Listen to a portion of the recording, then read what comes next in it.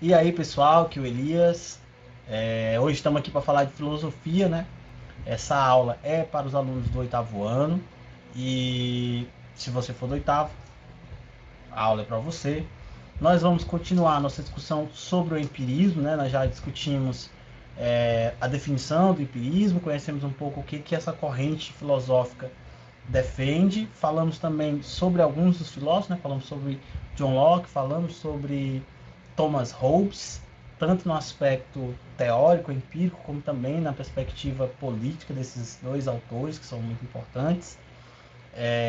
Hoje nós vamos discutir mais sobre o George Berkeley e o David Hume, né, que são dois pensadores importantes para essa corrente filosófica. Tá? Vocês têm que fazer a leitura do capítulo, lá no capítulo 4 do livro de filosofia de vocês, leiam, façam os fichamentos, anotem as dúvidas, os questionamentos e me enviem lá no Google Class para que eu possa responder, a gente ir dialogando para ficar tudo bem claro, para não haver dúvidas, tá? Então, sem mais demora, vamos para nossa aula. Pessoal, seguinte, né? Primeiro a gente vai discutir sobre o George Berkeley, em seguida a gente vai comentar um pouco sobre o David Hume. Então vamos lá. Pessoal, George Berkeley, né, ele viveu ali no século XVII, né, e até meados do século XVIII. Né, e o Berkeley ele era bem, vamos botar assim, cristão, né, bem, era uma pessoa com bastante fé. Então ele buscou, né, combater tanto o ateísmo, né, como a filosofia materialista, né, buscou aí, de certa forma atrelar esse empirismo a uma concepção mais divina, né, uma concepção mais religiosa, de certa forma, sobre o mundo. E o Berkeley, ele vai partir de alguns princípios, né, que contradiziam, de certa forma, o empirismo materialista pensado, por exemplo, pelo John Locke. Né? Então, Berkeley vai trazer à tona algumas discussões sobre, não apenas sobre a questão do processo do conhecimento, né, de como o ser humano conhece, mas da própria existência da materialidade das coisas. E esse pensamento é interessante, né, que dá justamente dá nome, de certa forma, à filosofia de Berkeley, né, que é o empirismo imaterialista. Né? E aí a gente vai entender por quê. Na concepção corrente, de certa forma, empírica,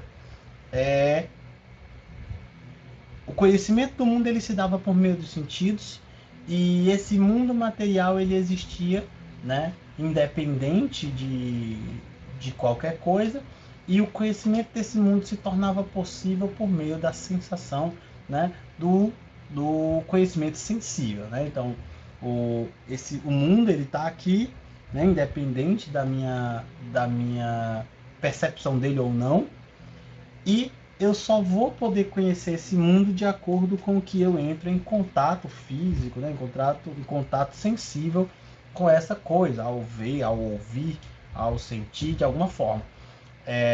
E o Berkeley ele traz justamente uma visão tanto contrária disso. Para Berkeley, ser, né, a existência, está ligada à percepção. Então, na percepção dele, ser é ser percebido. Aquilo que não pode ser percebido, ou aquilo que não é percebido, não pode existir na concepção de Berkeley. Né? Aí você pergunta, como assim? Né? É, para Berkeley, para George Berkeley, a matéria, né, a matéria, o mundo, né, o mundo material, ele necessariamente depende da ideia que nós temos sobre ele. Né? Então, assim, as ideias surgem dos sentidos, mas as coisas não possuem materialidade além da sua percepção. Né? Então, na perspectiva dele, não existe nada, né, nenhuma matéria que não dependa da mente. Então, o meu conhecimento sobre as coisas ele está por meio do sensível, mas a existência dessas coisas não necessariamente é material. Né? Então, quer dizer, na perspectiva dele, uma coisa que eu não percebo, ela não existe. Né? E ainda, né, o que existe na prática, na concepção de Berkeley, não são nem as coisas, mas a ideia que existe sobre as coisas. E, e, e essas coisas, na verdade, não existem materialmente, né, na sua concepção, não existe como provar a existência dessas coisas de forma material. Né? Ou seja, olha só, o que ele coloca é isso aqui: só podemos afirmar a existência das sensações ou das ideias que são trabalhadas pela mente. Por isso ele coloca que nenhuma matéria depende da... Ou, na verdade, não existe nenhuma matéria que não dependa do pensamento, não dependa das ideias, né? Porque na concepção dele, se algo acontecer agora, nesse exato momento, e ninguém puder perceber, então esse algo não existiu, né? Então, na perspectiva dele, o que existe são as sensações, né? E as ideias que ocorrem em decorrência disso. Por isso ele é chamado de empirismo imaterialista, né? O empirismo defende que o mundo é conhecido por meio dos sentidos. Mas, na concepção de Berkeley, esse conhecimento do mundo ele se dá por meio das sensações, mas o mundo em si, ele não há como provar a sua existência efetiva, né? Por isso é chamado de imaterialista. Então, para que o mundo, né, possa realmente existir, né, tem que haver então algo que leve a essas sensações e que cause essas sensações humanas. Porque aí a grande questão se nós temos sensações, mas essas sensações não são necessariamente frutos da existência material das coisas, a pergunta seria, então o que causa as sensações? Né? Na concepção de Berkeley, o que causa as sensações é justamente Deus. Né? Então Deus ele era responsável por todas essas sensações.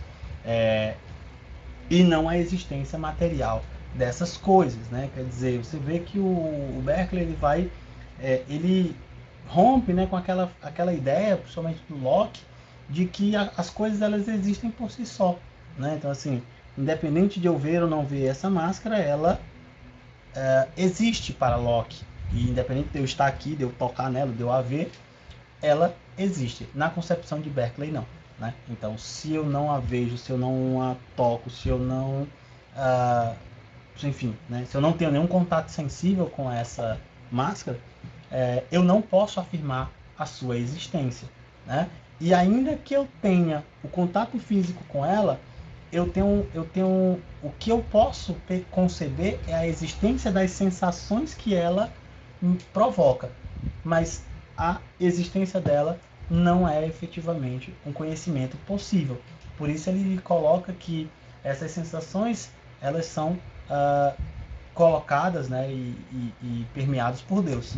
Né? Então, quer dizer, o Berkeley ele traz essa visão, como eu falei, mais religiosa, e esse pensamento, né, de que a materialidade não é necessariamente algo, vamos dizer assim, factível, né? E ainda mais perceptível no sentido de que a coisa exista para além do meu contato com ela, né? Claro que esse é o pensamento de George Berkeley lá no século XVIII, né? Hoje, independente, parece até estranho você imaginar e dizer que algo não existe porque não há contato com essa coisa, mas esse é o pensamento do Berkeley. Só, David Hume, né? Ele é um outro filósofo, né? Que traz uma nova perspectiva aí, né? Agora mais ligada à questão da natureza humana e à natureza do conhecimento humano, né? O fundamento do conhecimento humano. Enquanto os outros falam muito sobre conhecimento da natureza, né? Sobre a relação do homem com a natureza, aqui o David Hume se concentra principalmente na questão mesmo do funcionamento da mente, de como de como o homem percebe o mundo ao seu redor. Né? Então ele é considerado um dos grandes pais da filosofia moderna, né? Viveu aí no século XVIII. E o princípio dele, né? E principalmente influenciado pelo pensamento do Isaac Newton, era esclarecer de maneira geral os princípios e as leis que fundamentavam a mente humana e a vida humana. Então, da mesma forma que o Newton, eu vou ter aqui, né? O Newton buscou na física dele, né, na mecânica clássica, buscou entender o funcionamento da natureza por meio dessas ideias de leis e princípios que regem o funcionamento da natureza. O David Hume também vai absorver essa influência e vai tentar pensar a humanidade, né, pensar a compreensão do ser humano e o funcionamento da mente humana em relação ao mundo. Né? E na sua concepção, provavelmente esse pensamento ele obedeceria também a princípios e leis que poderiam ser, né, percebidas dentro dessa lógica.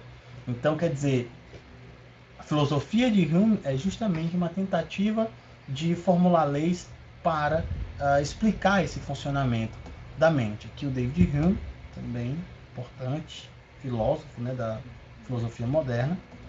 E aí, a pergunta que ele busca responder, de certa forma, era até onde o conhecimento humano pode ir? Né? E essa é uma pergunta bastante pertinente. Né? A teoria do conhecimento da filosofia, né, ela busca compreender justamente essas questões. E aí, a grande questão que leva ele a isso é justamente investigar, né, a natureza do conhecimento humano. Como o conhecimento humano ele seria então produzido? Como eu poderia afirmar a veracidade de um determinado conhecimento humano? E aí ele chega à ideia de que é fundamental, de que a observação e a experiência são o fundamento desse processo, pessoal. Né? Na concepção dele, olha só, nenhuma existência pode ser real se estiver fora da observação e da experiência. Para ele, só é possível afirmar um conhecimento verdadeiro sobre aquelas coisas que é possível observar e experienciar. Né? Ou seja, aquilo que não pode ser experienciado, aquilo que não pode ser vivenciado, onde não há uma relação sensível ali, não passaria de suposição. Né? Então, quer dizer, eu posso observar e entrar em contato com o mundo físico, com a natureza de maneira geral, e a partir desse processo posso afirmar um conhecimento verdadeiro sobre essas coisas. Mas se a gente pensar em questões como, sei lá, sobrenaturais, não passariam na concepção de Hume, né, de suposição, porque não podem ser experienciados e observados de maneira sensível, né, colocando aí os sentidos como elemento fundamental desse conhecimento. Para o David Hume, haveriam tipos de percepção da mente. Né? Na concepção dele, haviam aí, pelo menos 2 tipos de percepção da mente. A primeira seria as impressões sensíveis, quer dizer, as emoções ou percepções sobre as coisas. E a outra são as ideias, né? Quer dizer, imagens ou cópias, né, das impressões que a gente tem e que ficam marcadas no nosso pensamento. É bem simples entender isso. Uma coisa, pessoal, a impressão sensível, por exemplo, é comer uma determinada comida. Você está ali, você come aquela comida e você vai sentir o gosto, a textura, enfim, você entra ali em contato direto, né? Você tem uma percepção imediata e direta sobre aquilo que você está ali comendo. Depois de alguns dias, você, ao pensar sobre aquela coisa, aquela imagem ela fica gravada, né?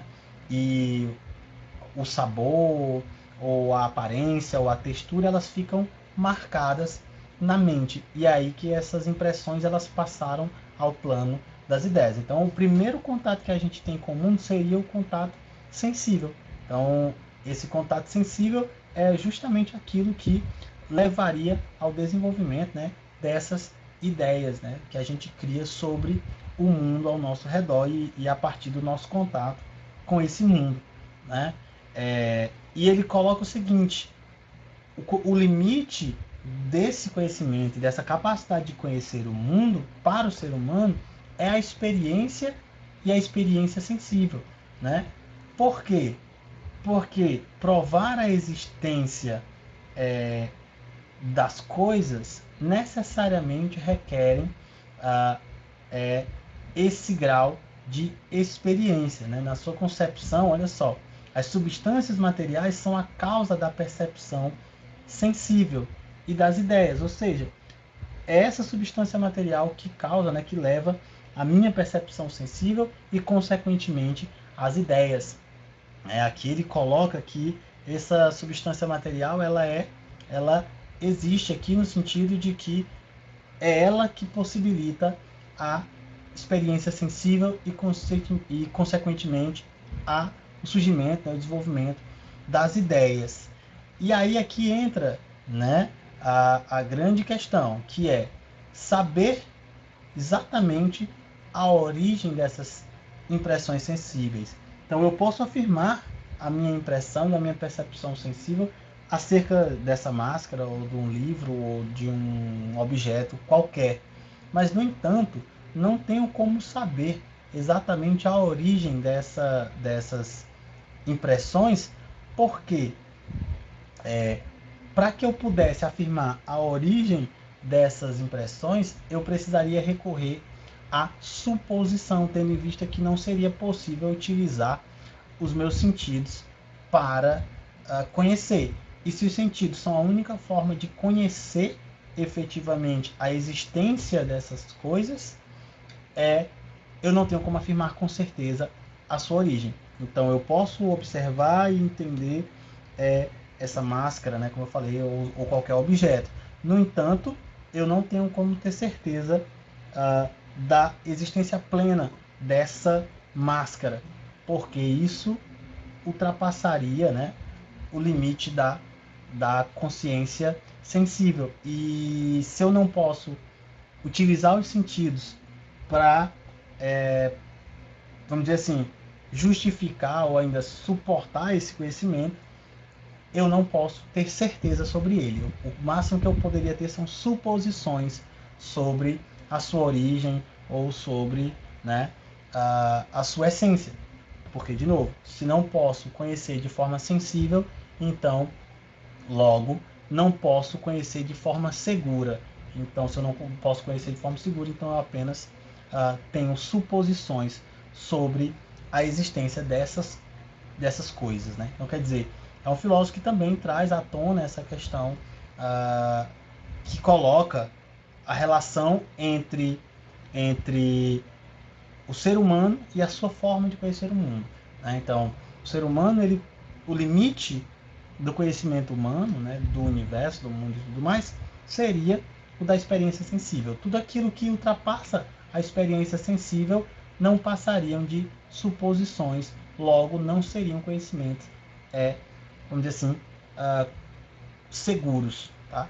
Então, essa é a forma que o David Hume ele vai buscar explicar, né, essa relação do ser humano e da natureza como um todo, né, como essa relação por meio dos sentidos ela se dá, e que possibilidades esse conhecimento gera. Tá? Então, pessoal, por hoje é só, né? Leiam os capítulos, né? Leia o capítulo aí, faça o fichamento, faça suas anotações e envie as dúvidas lá para o Google Class para que eu possa tirar dúvidas, né? Explicar algum apontamento que talvez não tenha ficado claro ou algo desse tipo, ok? Então, obrigado por assistir e até a próxima.